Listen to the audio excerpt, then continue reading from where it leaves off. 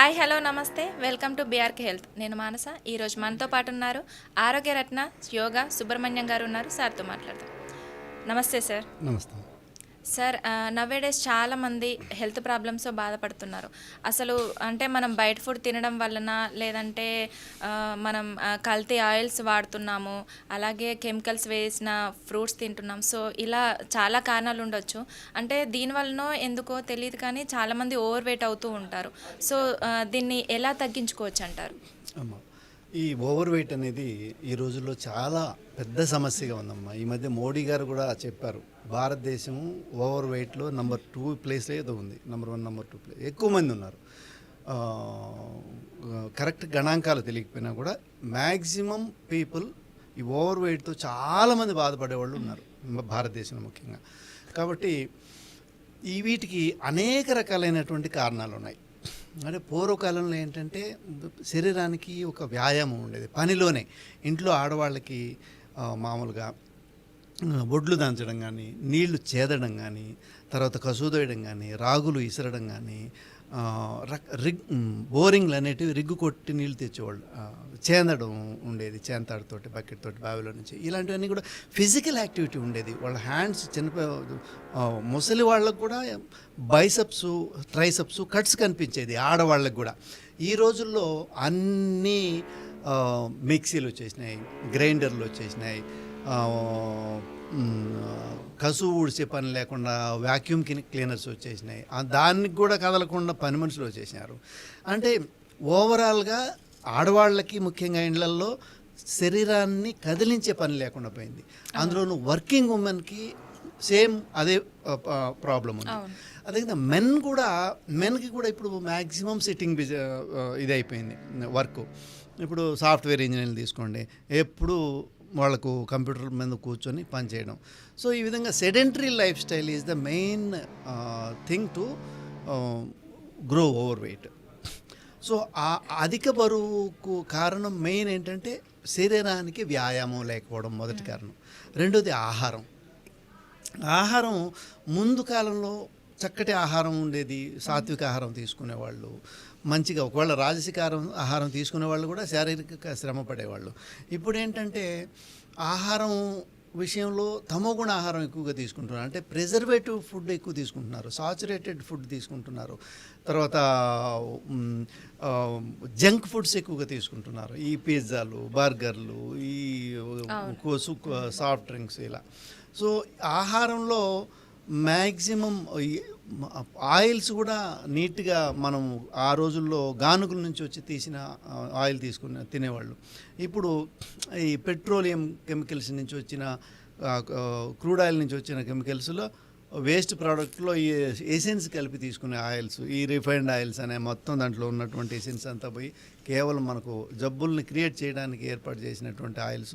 ఈ విషయంలో కొంతమంది కాంట్రవర్సీ కూడా తీసుకురావచ్చు నా పైన, బట్ ఇది సత్యం. ఈరోజు ఆయిల్స్, రిఫైన్డ్ ఆయిల్స్ అమ్మేటి మార్కెట్లో అనారోగ్యాన్ని, బీపీని, ఓవర్ వెయిట్ని తెచ్చేటటువంటివే.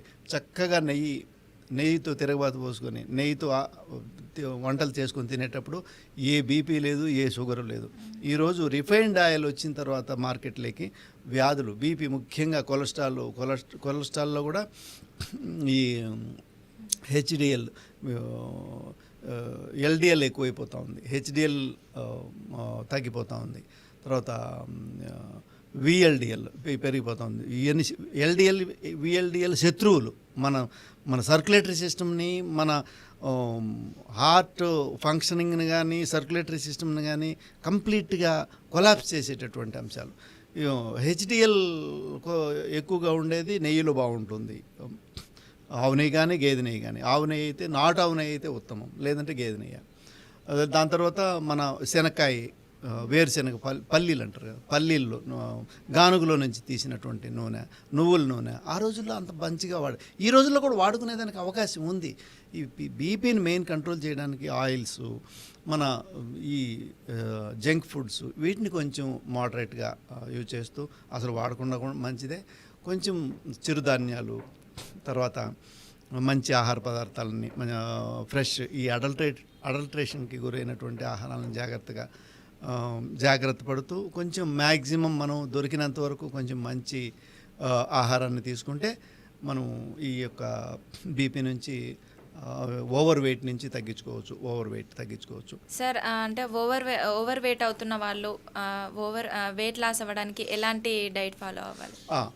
మనం చెప్పిన విధంగా ఈ ఈ కొలెస్ట్రాల్ మన బాడీలో కొలెస్ట్రాల్ పెరిగితేనే ఈ యొక్క ఫ్యాట్ డిపాజిట్స్ అన్నీ పెరిగిపోతూ ఉంటాయి.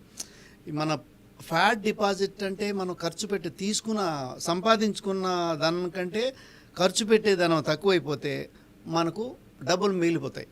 మనం శక్తిని తీసుకుంటాము అంటే కావలసిన శక్తిని తీసుకునే శక్తి కంటే మనం ఖర్చు పెట్టే శక్తి తగ్గిపోయినప్పుడు బాడీలో డిపాజిట్ అయిపోతుంది ఫ్యాట్. సో అదే ఈ యొక్క ఒబెసిటీకి కారణం. సో ఆహారంలో బరువు తగ్గించడానికి కావలసినటువంటి ఆహారం సూతనింగ్ డైట్ అని న్యాచురోపతిలో ఉంటుంది. అంటే ఫైబర్ ఎక్కువగా తీసుకోవడం, ప్రోటీన్ మంచిగా తీసుకోవడం, ఫ్యాట్స్ని తగ్గించడం, కార్బోహైడ్రేట్స్ని కంప్లీట్గా తగ్గించడం. ఓవర్ వెయిట్ ఉన్న వాళ్ళు తీసుకోవాల్సిన జాగ్రత్తలు ముఖ్యంగా కార్బోహైడ్రేట్స్ తగ్గించి ప్రోటీన్ను మోడరేట్గా తీసుకొని ఫ్యాట్స్ని మోడరేట్గా తీసుకొని ఫైబర్ని పెంచి విటమిన్స్ మినరల్స్ని నార్మల్గా తీసుకోవాలి. ఎందుకంటే శరీరానికి విటమిన్స్ మినరల్స్ చాలా ఇంపార్టెంట్ రోల్ ప్లే చేస్తాయి ఇమ్యూనిటీని పెంచడం కోసం కానీ మన రోగనిరోధక శక్తిని పెంచడం కోసం కానీ. కాబట్టి ఈ విటమిన్ మినరల్స్ బాగా పెట్టుకునేసి ఫైబర్ మంచిగా రిచ్ ఫైబర్ తీసుకొని ప్రోటీన్స్ మోడరేట్గా పెట్టుకొని తర్వాత కార్బోహైడ్రేట్స్ని మ్యాక్సిమం ఎంత వీలైతే అంత తగ్గిస్తే ఓవర్ వెయిట్ రావడానికి ఆస్కారం ఉండదు. ఒకవేళ ఓవర్ వెయిట్ ఉన్నవాళ్ళు ఈ డైట్ని ఫాలో అయితే ఓకే బాగుంటుంది. ఒకవేళ ఫిట్నెస్ని మనం పెంచుకోవాలనుకుంటే యోగా ద్వారా మనం ఎన్నో సాధనలు ఉన్నాయి ఓవర్ వెయిట్ తగ్గించుకోవడానికి. ఆహార నియమాలు అయితే ఈ మాత్రం పాటిస్తే సరిపోతుంది. అంటే బెల్లీ ఫ్యాట్ని మనం కూర్చున్న దగ్గరే తగ్గించుకోవడం ఏమైనా ఆసనాలు ఉన్నాయా? ఎస్, తప్పకుండా ఉన్నాయమ్మా. ఇక్కడ బెల్లీ ఫ్యాట్ ఒక్కటే కాదు, మొత్తం బాడీ ఫ్యాట్ని తగ్గించుకోవడానికి యోగాభ్యాసం అద్భుతంగా పనిచేస్తుంది. వీటిలో ముఖ్యంగా సూర్య నమస్కారాలు బాడీ ఫ్యాట్ని ముఖ్యంగా బెల్లీ ఫ్యాట్ని తగ్గించడంలో అద్భుతంగా పనిచేస్తాయి. సూర్య నమస్కారాలు రోజు ఒక 12 రౌండ్లు సూర్య నమస్కారాలు చేస్తే ఆటోమేటిక్గా బెల్లీ ఫ్యాట్ కానీ బాడీ ఫ్యాట్ కానీ రెడ్యూస్ అయిపోతూ ఉంటుంది. ఎందుకంటే అంత శక్తి ఉంది సూర్య నమస్కారాలకి.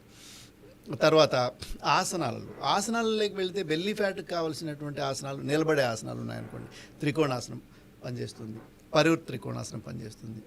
తర్వాత పార్శ్వోత్తనాసనం, పార్శ్వకోణాసనం, ఇలా ఈ ఆసనాలు పనిచేస్తాయి.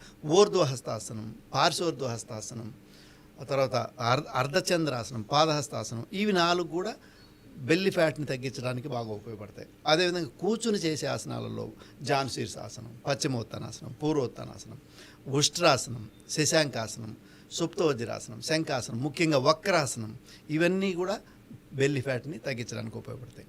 వీటిల్లో ఇంకా వెల్లికల పడుకొని సుపైన్ పోస్చర్లో పడుకొని వేసే ఆసనాలలో నౌకాసనం, ఉత్తాన పాదాసనం, అది ఏకపాద ఉత్తానాసనం, ద్విపాద ఉత్తానాసనం పనిచేస్తుంది. బాగా లోయర్ బెల్లీలో ఫ్యాట్ కరగాలంటే ఉత్తాన పాదాసనం 45 డిగ్రీస్లో ఏకపాదంతో ద్విపాదంతో చేయాల్సి వస్తుంది. తర్వాత 90 డిగ్రీస్ తీసుకొస్తే అప్పర్ బెల్లీ ఫ్యాట్ తగ్గడానికి అది ఉత్తాన పాదాసనం 90 డిగ్రీస్, 45 డిగ్రీస్తో చేస్తే లోయర్ బెల్లీ తగ్గుతుంది. అప్పర్ బెల్లీ తగ్గాలంటే అప్పర్ స్టమక్ ఈ ఫ్యాట్ తగ్గాలంటే 90 డిగ్రీస్ తీసుకురావాలి. తర్వాత పవన్ ముక్తాసనం, తర్వాత నౌకాసనం. అంటే ఈ ఆసనాలన్నీ చాలా మందికి తెలియదు కదా సార్. ఇవి ఖచ్చితంగా గురువు ఉండాలి. ఎందుకంటే మనం ఇన్ఫర్మేషన్ ఇస్తున్నాం. ఈ ఆసనాలు, ఈ ప్రక్రియలు, యోగ ప్రక్రియలు బెల్లి ఫ్యాట్ కానీ తగ్గడానికి కానీ, యొక్క శరీరంలో కొవ్వు శాతం తగ్గిపోవడానికి, అంటే ఊబకాయం ఓవర్ వెయిట్ తగ్గడానికి ఇవి ప్రక్రియలు పనిచేస్తాయని చెప్తున్నాం. వీటిని సాధన చేయాలంటే ఖచ్చితంగా అనుభవజ్ఞుడైనటువంటి మాస్టర్, ప్రావీణ్యం కలిగినటువంటి అనుభవజ్ఞుడైనటువంటి వ్యక్తి దగ్గర నేర్చుకోవాలి ఫస్ట్. ఆ తర్వాత సొంతంగా చేసుకోవచ్చు. దాని తర్వాత పడుకుని వేసాసనాల్లో ధనురాసనం కూడా పొట్టకు చాలా బెల్లి ఫ్యాట్ తగ్గించడానికి భుజంగాసనం, శలభాసనం, ధనురాసనం ఇవన్నీ కూడా బాగా పనిచేస్తాయి. ఇవి ఆసనాల్లో పనిచేస్తాయి అన్నమాట. నెక్స్ట్ ప్రాణాయామాల్లో కూడా మనం చేసుకోవచ్చు. ప్రాణాయామాల్లో కూడా ఓవర్ వెయిట్ తగ్గించుకోవచ్చు. అది ఎలాగంటే ప్రాణాయామాలలో శరీరానికి కావలసినటువంటి ప్రాణశక్తిని తీసుకుంటూ అక్కడ ఉన్నటువంటి వేస్టేజ్ని బయటికి పంపించే విధానమే ప్రాణాయామం.